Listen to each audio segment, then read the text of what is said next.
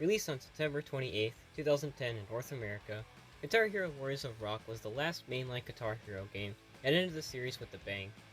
Sales for rhythm games were rapidly declining, and neither Activision or EA Games saw it profitable to continue making Guitar Hero and Rock Band games past 2010, putting both series on hiatus.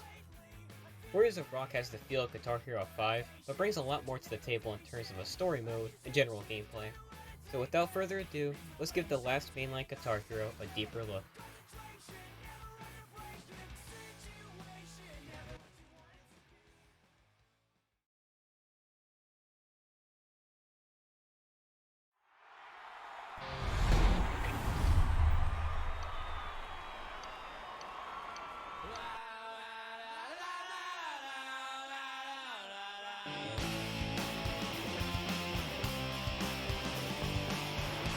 Warriors of Rock's main attraction is the Quest mode, so we'll be discussing that first.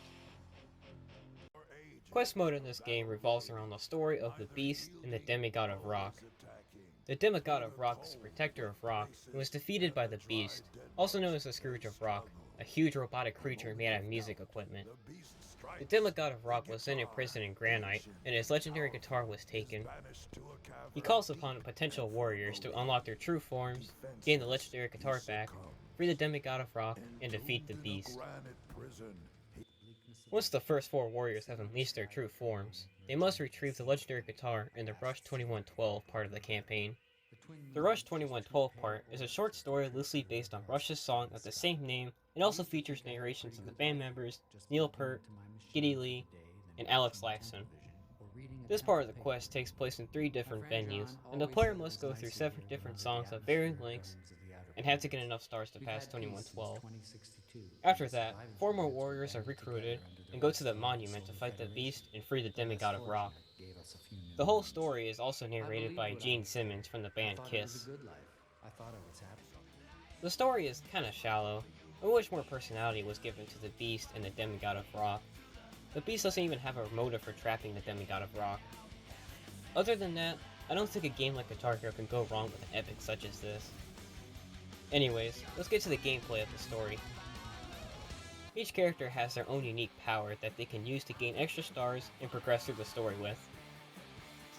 Once the character has reached enough stars, they, along with their band, will turn into warrior forms, which are just badass designs of the characters if their personality was turned into a mystical or out-of-this-world type of creature. Also, the power of the characters is given a huge boost. The 2112 part has the player using the juiced up version of the first 4 power-ups, and the final battle has the player using every juiced up power when they get to the 3rd song.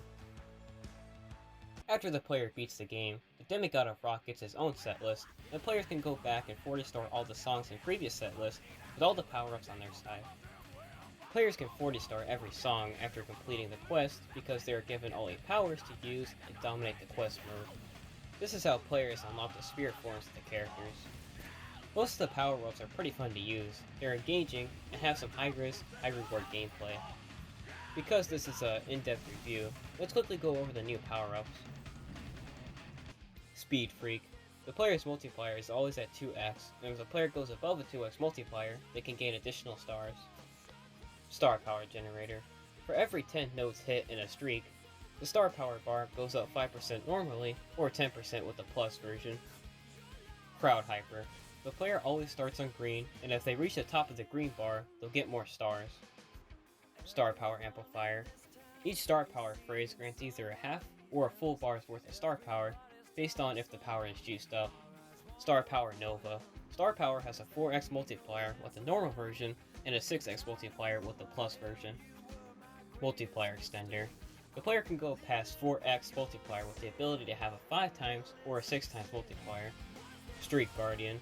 The player is allowed to keep their streak and multiplier if they miss 1 or 2 notes, depending on the version of the power-up they have. If you get a high enough streak, you can get more stars. Resurrector. The player can get up to 2 or 5 amps, which will put players into the green part of the rock meter if they hit the bottom of the bar. If the player doesn't fail during the song, they are rewarded with extra stars.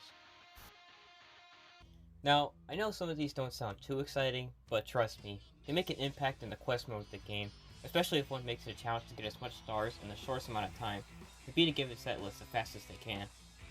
Honestly, The only power-up I don't like is the Crowd Hyper, as the extra stars can be easily obtained if the player does good with the full bar of star power. Anyways, let's move on to Quick Play. Quick Play is the same system as Guitar Hero 5's pick your band, pick a venue, pick a song, and play. This time though, it's referred to as Quick Play Plus, and players have two ways of spicing up Quick Play. The first way is unique challenges. Each song in the game has challenges that pertain to the song being played. For example, if the song chosen is strum heavy, there will most likely be a challenge to all strum as much as possible. The challenges also change based on what instrument is being played, with the exception of the high score challenge, which is present among every single song. The other way to have fun is being able to choose two power-ups from the quest mode and use them to their absolute potential. Both these modes allow players to gain Quick Play Plus stars, which unlock certain items such as concept art, instruments, cheats, and even characters. Multiplayer is the same as last game, with the option to play as a band, or compete amongst friends, or people on the internet with the battle game modes. Warriors of Rock may not have many ways to have fun, but the game modes it does have are pretty fun, and will keep players putting in hours upon hours to unlock everything. Quest mode keeps players on their toes with the new power-ups and boss battles, and Quick Play Plus will have players completing a different challenge each song, and grinding away to get the highest tier and unlock everything. Not to mention, the aforementioned way to unlock spirit characters and the Demigod of Rock set list the player can complete.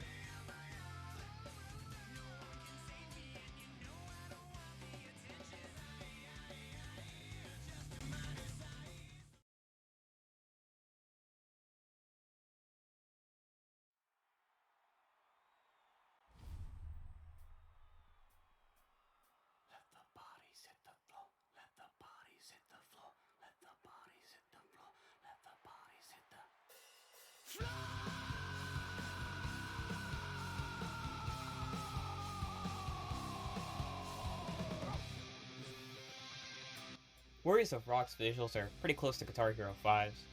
This game borrows a lot of assets from its predecessor, and I believe this was done in order to create the quest mode. The game uses the same character select screen as last game, and the Create a Rocket mode and Quick Play setlist screen are pretty much identical to Guitar Hero 5's. Anyways, the Neverstop team probably wanted to go all out and create an experience unlike previous Guitar Heroes or rock bands, so they put most of their resources into quest mode. To be fair, the overall aesthetic and design of the quest mode, new characters, and new venues are really well done. They totally fit with the quest mode of the game, and just Guitar Hero in general. The game really sells the idea that the player's embarking on an epic journey to save rock music as they know it. I do find some of the menus to be lacking though. The main menu is just a picture of the imprisoned Demigod of Rock with the beast in the background. They're not as innovative or interactive as other Guitar Heroes. Alright, enough of the menus. Let's talk about the venues. The venues are based around the characters that appear on them in the quest mode.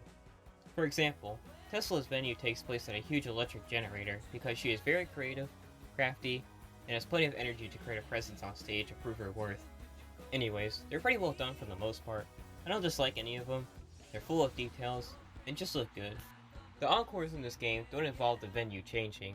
Rather, the character from that venue transforms into their warrior form in an epic cutscene. Speaking of the venues, let's analyze them for old time's sake. CBGB. Based on the real-life location, CBGB is a small bar full of energy as the audience cheer on the aspiring acts. Neon lights and posters on the walls give this dark, dingy bar its personality and charm. Metallic Lab. A huge machine on the outskirts of town. Two electric generators spark and rumble to power Echo's invention. Infernal Hall. A small venue with fire behind the band and a floor made out of rock to make the stage look like the depths of hell. To add to the environment, two huge demon wings sit behind the drummer. Paramount Manor. This venue takes place in a cozy library in a mansion. A burning fireplace, candles on a piano, rain happening outside, and some strange decor, such as a huge bear standing on its hind legs, give this venue a comfortable but odd vibe. 2112 has three different venues we'll be discussing. First, the Cave. An underground opening holds a beautiful venue complemented by the dazzling waterfalls and the legendary guitar. The Temple. A dark religious structure where the priests of the 2112 story regulate everything in everyday life. The priests can actually be seen in the background. The Starman. A platform in the sky is where the band plays. There's not much to this venue, with the exception of Russia's Starman symbol, and other islands that can be seen floating in the background. Thorn Fortress. A venue made to look like a castle with its royal aesthetic and elegant design. It's a huge venue. It has a blue tint, and a bunch of royal structures all over the place. Razorback Forest. Lars takes his fans to a strange, scary forest. The sky is red, the night is alive, and there's nothing to see for miles except for trees. Two mutant pig statues stand on each side of the stage with a mystical axe. Serpent Stronghold. A temple ground made out of marble and slate with a tribute to the snake gods. It takes place in the middle of a jungle. The Stage of Kings. An Egyptian-inspired theme with two huge mummy faces take a big portion of the stage. The weather is rather gloomy, and you can see a face in the clouds. The Monument. The players go to where the demigod of rock was imprisoned and stay on the epic landscape to rock out. Magma flows among igneous rocks as it lights up the venue as much as it can. Beast Dethroned. This venue takes place on top of the stage of the Beast as he walks through the area surrounding the monument. The stage equipment swings and sparks electricity on top of the wandering beast. If I remember correctly, this is the only stage to not run at 60 FPS. These venues are pretty cool if you ask me. They totally fit with the quest mode and are reflective of the rocker assigned to them in the story. There's not a lot of small details to look at. Rather, the dev team decided to focus mostly on the things that stand out in the venue to add to the weight of the story and give each venue something very memorable. Just like Guitar Hero 5, Warriors of Rock uses the predecessor's art style to make the venues work. The Hypersphere is also in this game, and it looks even cooler than the last game with more variety in the images and the things it displays. Anyways, let's move on to the characters. The character design in this game is pretty killer.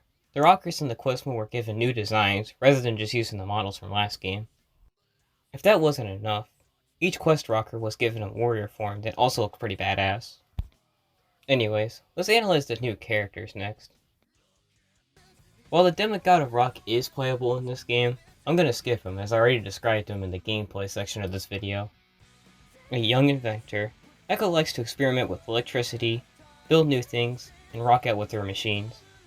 Echo is reflective of industrial rock. Austin Tejas.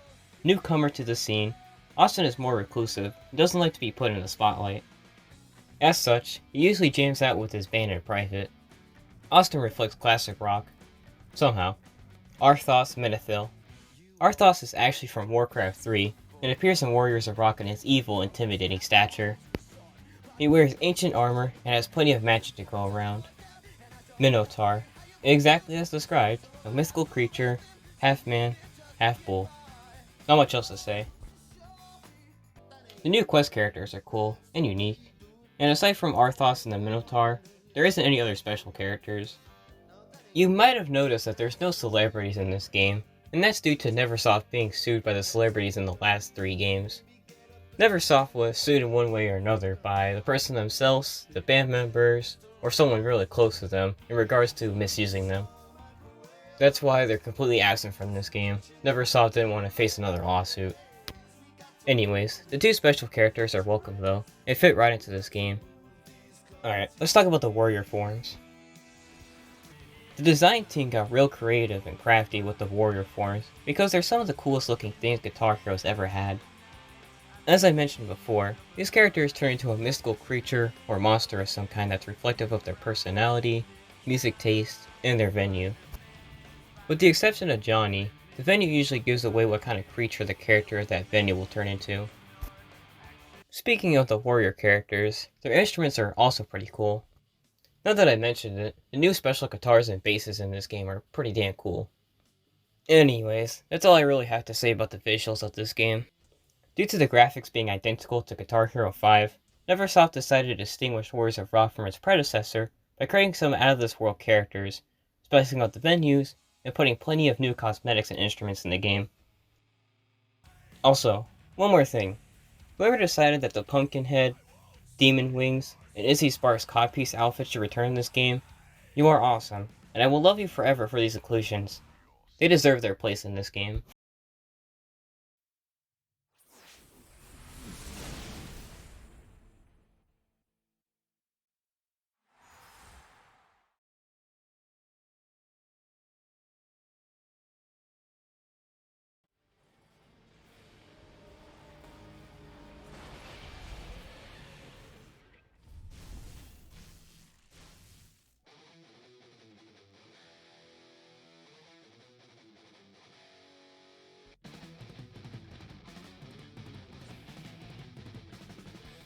Warriors of Rock's setlist is pretty solid, as it doesn't have any songs that sway away from rock.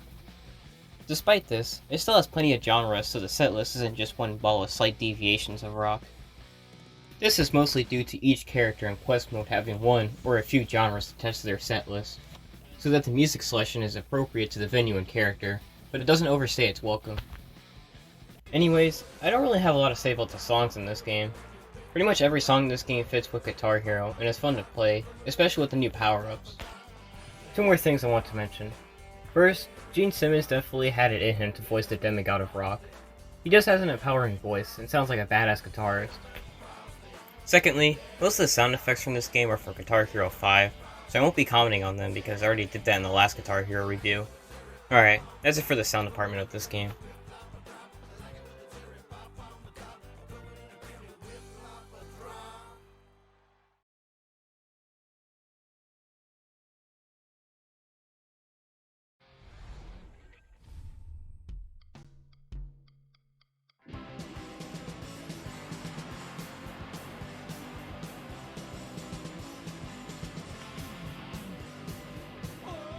Warriors of Rock has a few extras. It's got the obligatory extras and cheats that are fun to mess around with.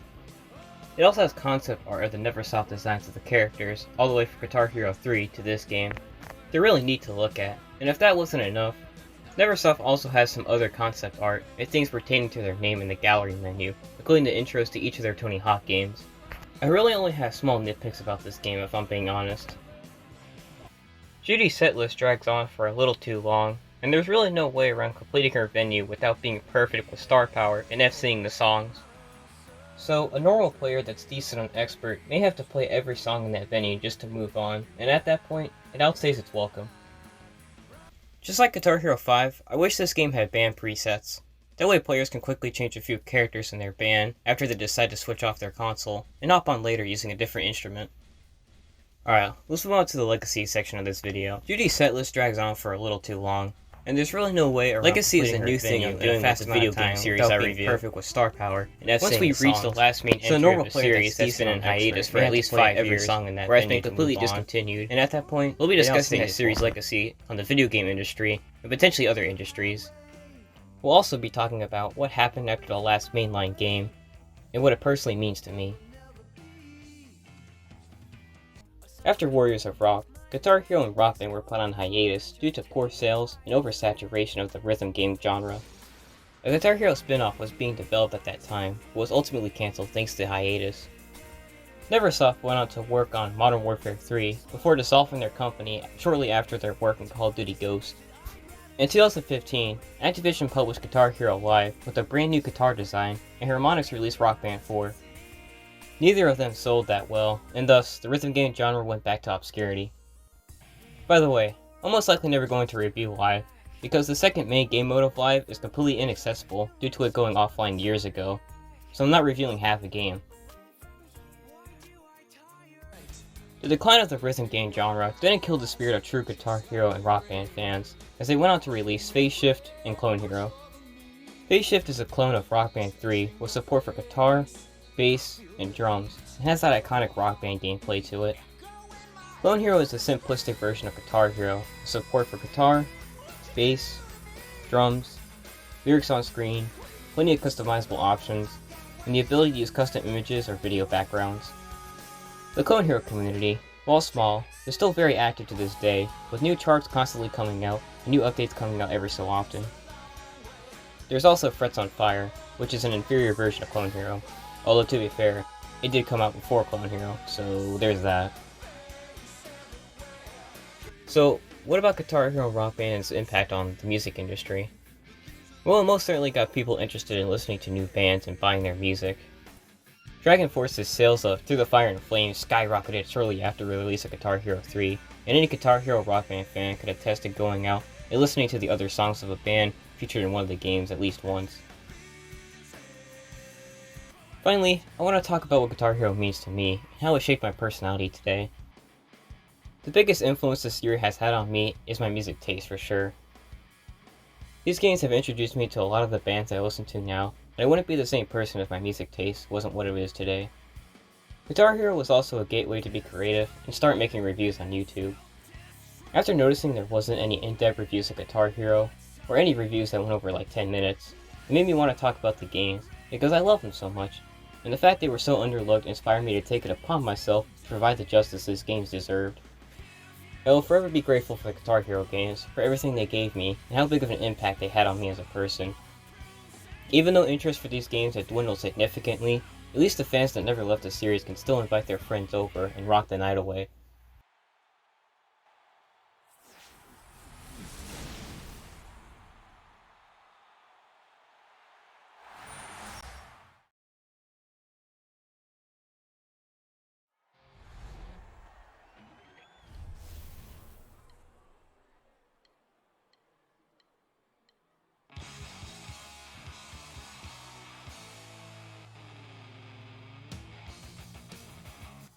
Guitar Hero Warriors of Rock is chock full of material and stuff to do.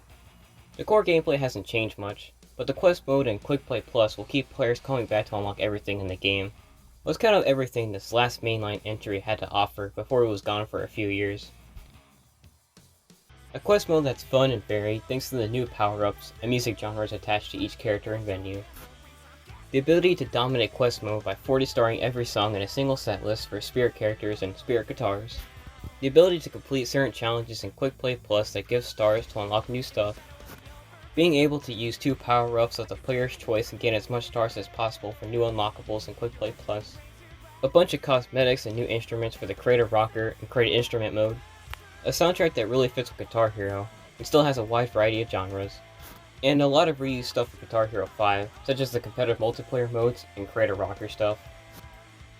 Warriors of Rock may not have a lot of new general stuff, but the Quest mode's really fun, and the Quick Play Star system is too much to pass up. And until next time, rock on forever, even if one of your favorite franchises has died out. The Scourge has been cleansed from this land. You have my thanks, and can rightfully call yourselves heroes.